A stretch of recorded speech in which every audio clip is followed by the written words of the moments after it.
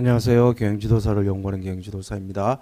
2017년 시장조사론 기출문제 이원 배치 분산 분석. 이때 출제됐던 이 이원 배치 분산 분석이요. 올해 또 출제가 됐습니다. 거의 똑같은 문제가 다시 출제가 됐어요. 그리고 측정 척도 변수의 개념과 유형. 그리고 약술로는 투자기법, 더미회계 분석, 조사계획서 작성 시 포함되어야 될 내용, 그리고 표본 크기 계산하는 문제가 또 출제가 됐습니다. 자, 그러면 문제 하나하나 살펴보겠습니다. 이것도 마찬가지로요. 이것도 이학식의 SPSS 매뉴얼에 들어가 있는 그 문제하고 똑같은 문제. 데이터 자체가 아예 똑같습니다. 그래서 이학식의 SPSS 매뉴얼 그거를 꼭 보시라고 제가 누누이 말씀을 드립니다. 자, 어쨌든 문제는 읽어보시고요. 이게 지금 2017년도에 출제된 거죠. 요 문제입니다. 그런데 요 문제랑 똑같은 문제가 올해 2023년도에 또 출제가 됐습니다. 문제 자체가 똑같은 문제예요. 자, 그러면 문제를 하나하나 풀어보도록 하겠습니다. 자, 먼저 첫 번째 문제는요. 표 1의 자료 구조와 표 3의 결과를 얻는데 적합한 실험 설계 방법을 제시하고 그 이유를 설명하시오.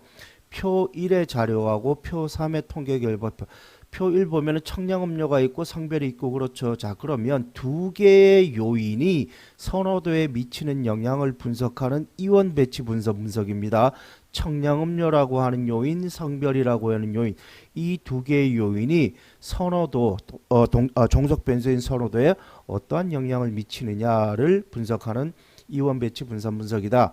그러면서 요인 디자인이에요. 팩토리얼 디자인입니다.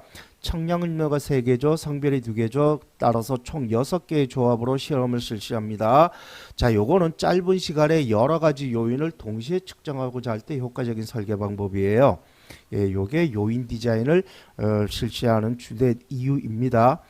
그 다음에 두 번째 문제는 표 1과 표 3에 비춰 이 연구의 귀무가설을 설정하시오. 귀무가설이 3개가 나옵니다. 첫 번째 귀무가설은요. 청량음료 종류에 따른 선호도의 차이는 있다 없다. 두 번째는 성별에 따른 선호도의 차이는 있다 없다. 세 번째는 청량음료와 성별 간의 상호작용 효과는 있다 없다. 이렇게 귀무가설이 3개가 나와야 됩니다. 가설이 3개가 나와야 돼요. 그러니까 이 분산 분석은요. 특히 이원 배치 분산 분석은요. 디자인이 여러 개가 있습니다. 랜덤 디자인이 있고 요인 디자인이 있고 블록 디자인이 있고 반복 측정 디자인이 있어요. 각각의 디자인에 따라 가지고요. 가설이 하나가 나오는 게 있고 2개가 나오는 게 있고 3개가 나오는 게 있고 그렇습니다. 그거 각각의 디자인별로 어떤 거는 하나 나오고 2개 나오고 3개 나오는지 그거 알고 계셔야 돼요. 자, 그리고 세 번째 질문에서 F검정 통계량을 이용하여 유의수준 알파값 0.05에서 검증을 해라. 그리고 그 검증 결과를 해석해라 그랬는데요. 자, 일단 이 가설 1, 2, 3 이제 가설 1은 청량음료고 가설 2는 성별이고 가설 3은 상호작용입니다. 먼저 가설 1 청량음료부터 가설 검증을 해보겠습니다. 먼저 청량음료의 F값이 21.811이죠. 그러면은 청량음료의 인계값 3.89. 자, 이거는 어떻게 나왔느냐? 청량음료의 분자자유도는 2고 분모자유도는 10이에요. 분자자유도 2, 분모자유도 10입니다. 그러면 분자자유도 2, 분모자유도 10이면은 청량음료의 인계값은 3.89예요.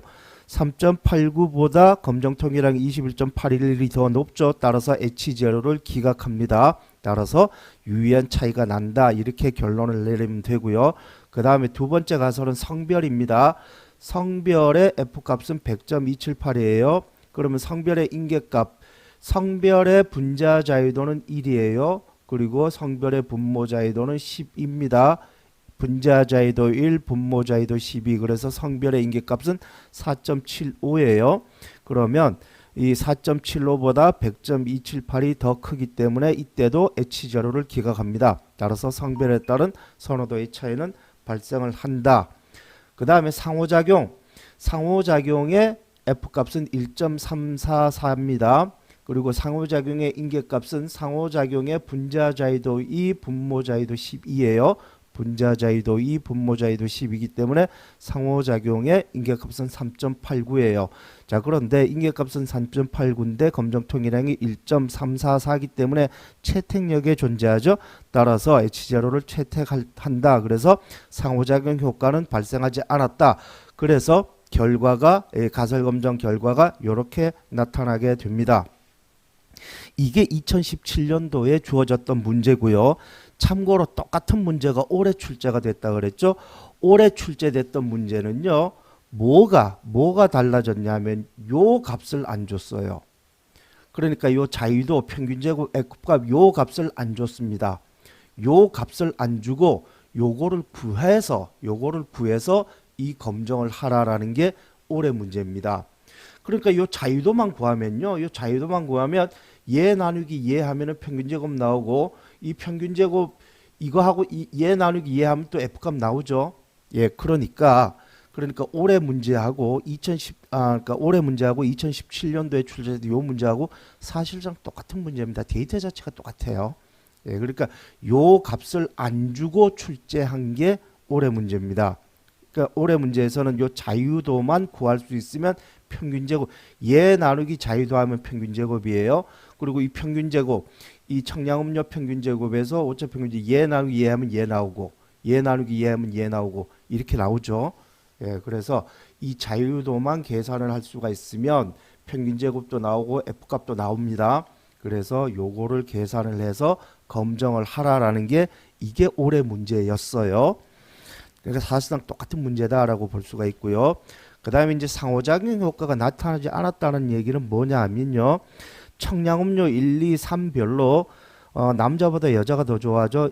청량음료 2도 남자보다 여자가 더 좋아하고 청량음료 3도 남자보다 여자가 더 좋아합니다. 그러니까 1, 2, 3번 음료 모두 남자보다 여자가 더 선호한다. 그래서 상호작용 효과가 나타나지 않는 겁니다.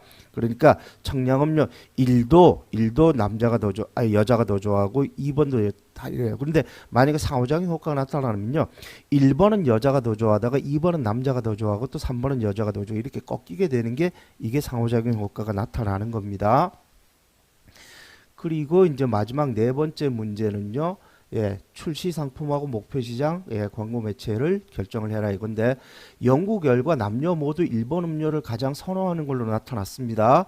예, 여기 1번 음료가 3.45로 가장 높게 나왔죠. 따라서 1번 음료를 시장에 출시해야 되고요. 목표 시장, 요게 지금 남자보다 여자가 그러니까 남자는 2.48이고 여자는 3.53이니까 남자보다 여자가 더 선호하는 게 더 높은 걸로 나타났습니다. 그리고 여기 지금 10대 학생이라고 나왔어요. 그러니까 10대 여학생을 주거 타깃으로 하는 목표 시장을 설정을 하는 게 맞겠죠. 그리고 광고 부패 목표 시장이 10대 학생층이고 여학생이 남학생보다 더 높은 선호를 보였기 때문에 10대 여학생에게 어필할 수 있는 광고 매체를 선택하는 게 좋다. 여기까지가 정답입니다. 여기까지가 정답이고요. 그리고 그 다음에 이제 뭐 유명인 이거는 알아서 써주면 됩니다. 어쨌든 여기까지는 확실한 정답이고 이거는 각자가 알아서 써주시면 되겠습니다. 제가 이때 요 문제가 참 괜찮은 문제예요. 이 문제가 참 괜찮은 문제고 이게 SPSS 그러니까 이 학식의 SPSS에 들어가 있는 문제입니다.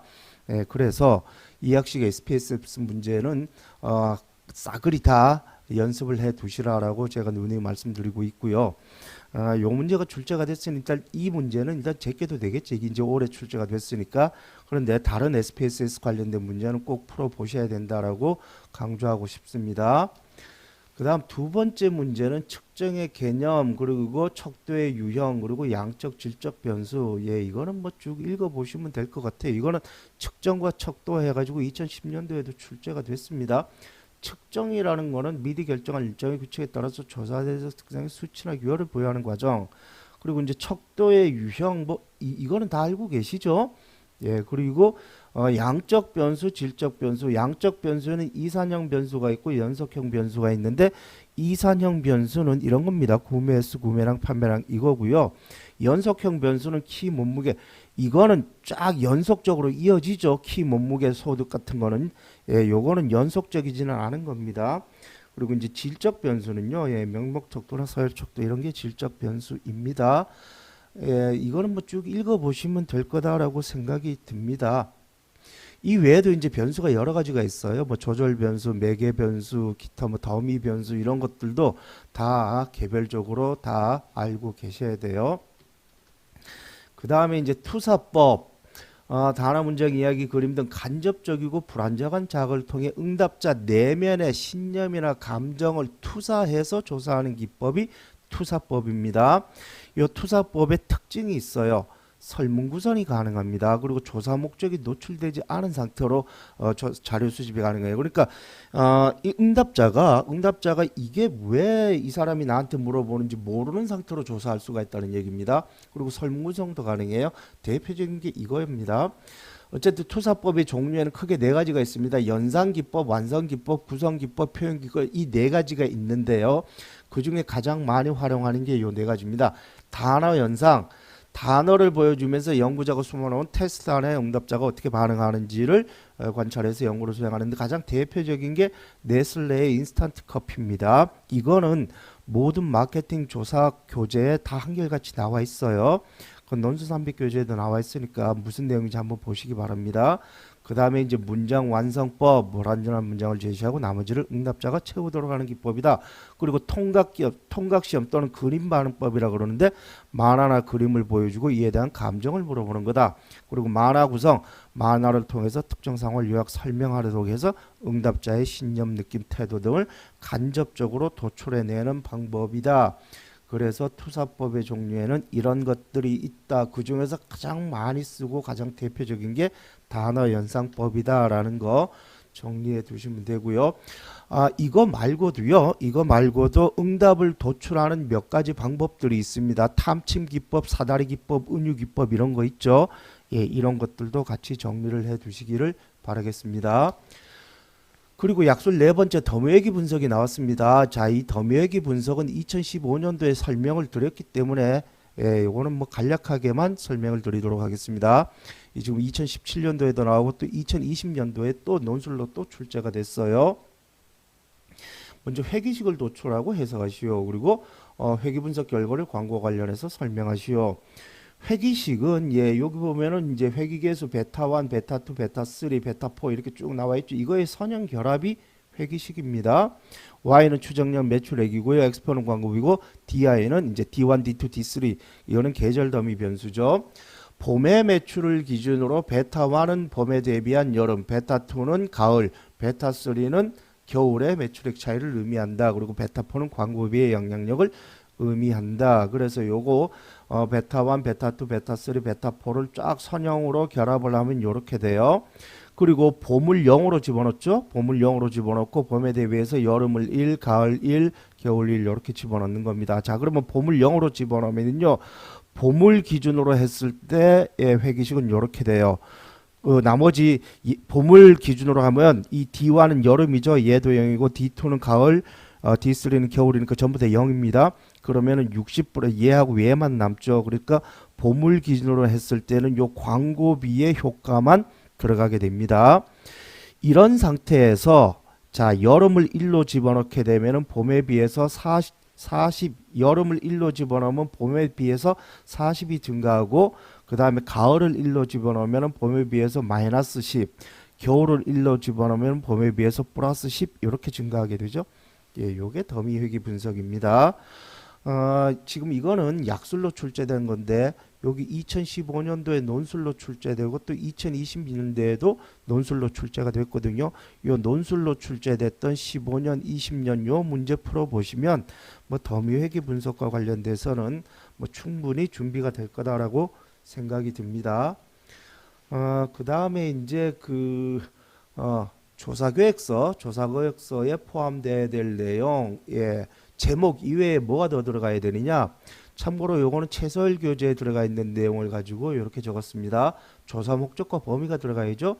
조사 방법과 자료, 그게 들어가야 될 거고 또 자료 수집 방법과 분석 방법, 그리고 조사 일정과 조사 조직, 조사 예산 이런 것들이 들어가야 될 거다.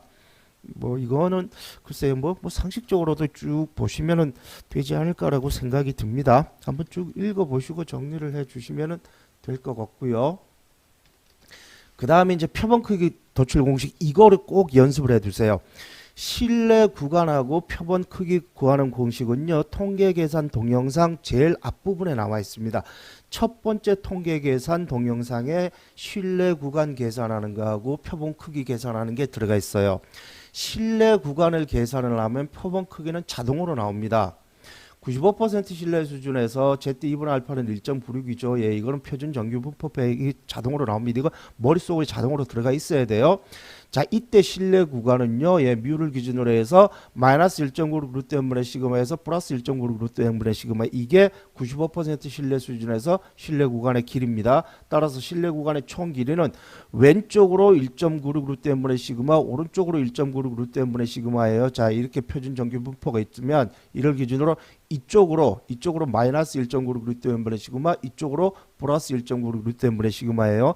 이거 그 통계 동영상 보면은 여기 도표까지 그래가지고 아주 자세하게 설명이 있으니까 통계 동영상 보시기 바랍니다. 그러면 이쪽으로 1.96 루트 n분의 시그마, 이쪽으로 1.96 루트 n분의 시그마니까 2 곱하기 1.96 루트 n분의 시그마가 실내 구간의 총 길이가 되겠죠. 이것이 허용 오차보다 작아야 됩니다. 예, 따라서 공식은 이렇게 돼요.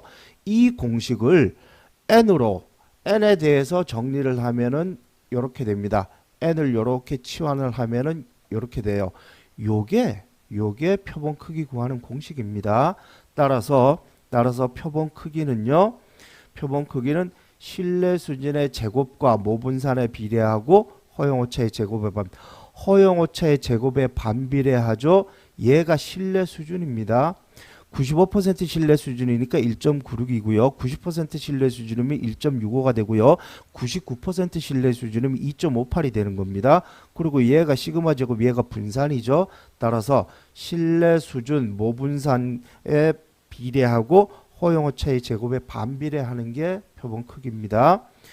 그리고 여기 지금 데이터를 이렇게 줬죠. 데이터를 줬으니까 모집단의 표준 편차는 60만이죠. 60만이니까 여기 시그마에다가 60만을 집어넣으면 되는 거고요.